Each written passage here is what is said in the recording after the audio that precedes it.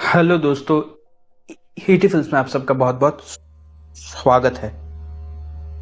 फिर Bob decide करता है कि वो वापस उस पेट्रोल पंप पे जाकर वहां से मदद लेकर आएगा। तो बॉब अपने दामाद को अपने पास बुलाता है और कहता है कि तुम दूसरी दिशा में जाओगे कम से कम 6 मील तक, और तुम्हें अगर वहां पे कोई मदद मिले तो तुम वहां से मदद लेकर वापस आओगे। फिर बॉब अपने बेटे को अपने पास बुलाता है और बॉब अपने बेटे को एक बंदूक दे देता है।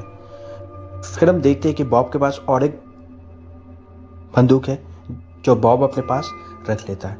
फिर बॉब अपने फैमिली को अपने पास बुलाता है और हम देखते हैं कि वो सब मिलकर प्रार्थना करते हैं। हम देखते हैं कि दूर से बैठकर उन्हें ये सब करते हुए कोई देख रहा होता है। फिर बॉब और डक अलग अलग दिशा में चले जाते हैं। उनके जाने के बाद वो सब बाहर बैठकर खाना खा रहे होते हैं कि तभी अचानक ब्रेंडा गलती से जाकर गाड़ी का दरवाजा खोल देती है और उनका कुत्ता गाड़ी से बाहर निकलकर भागता है और हॉबी भी अपने कुत्ते के पीछे पीछे भागता है। भागते भागते वो कुत्ता जाकर पहाड़ियों के अंदर जाकर घुस जाता है और बॉबी भी अपने कुत्ते को आवाज लगाते हुए पहाड़ियों के अंदर जाकर घुस जाता है। अंदर जाकर बॉबी देखता है कि उसके कुत्ते को किसी ने मार डाला है। ये देखकर बॉबी डर के मारे वहां से भागता है और भागते हुए बॉबी का पैर फिसल जाता है और बॉबी ऊपर से नीचे गिरकर बेहोश हो जाता है। काफी दूर तक चलने के बाद हक देखता है कि रास्ते के बीचों बीच एक बहुत बड़ा खड्डा बना हुआ है। हम देखते हैं कि उस खड्डे के अंदर बहुत सारी पुरानी गाड़ियां रखी हुई है। वो आदमखोर लोग इंसानों को मारकर उनकी गाड़ियां यहाँ पे लाकर फेंक देते हैं। फिर ऊपर से हमें दिखाया जाता है यहाँ पे और भी बहुत सारे खड्डे मौजूद हैं जो सीन चेंज होता है। हम देखते कि रात हो गई है। फिर हम बॉब को देखते हैं जो उस पेट्रोल पंप तक पहुंच चुका है। बॉब उस पेट्रोल पंप पे जाकर उस पेट्रोल पंप के शॉप के अंदर घुसता है, उसके मालिक का आवाज़ लगाते हुए।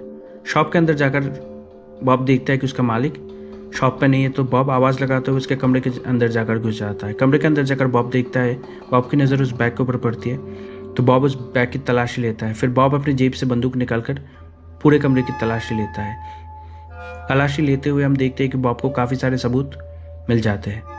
बॉब समझ जाता है कि यहाँ पे ज़रूर कुछ गड़बड़ चल रही होती है, तो बॉब जल्दी से शॉप से बाहर निकलकर गाड़ी के अंदर जाकर बैठ जाता है। गाड़ी के अंदर बैठकर बॉब गाड़ी को स्टार्ट करता है कि तभी बॉब देखता है कि सामने बाथरूम से उस पेट्रोल पंप का मालिक बैठकर आवाज़ लगा रहा होता है। तो बॉब गाड़ी से निकलकर उस पेट्रोल पंप के मालिक को देखने के लिए उस बाथरूम के सामने जाता है। बाथरूम के सामने जाकर बॉब बाथरूम का दरवाज़ा खोलता है कि तभी बॉब देखता है कि वो पेट्रोल पंप का मालिक बैठकर शराब पी रहा होता है और वो नशे में धुत है।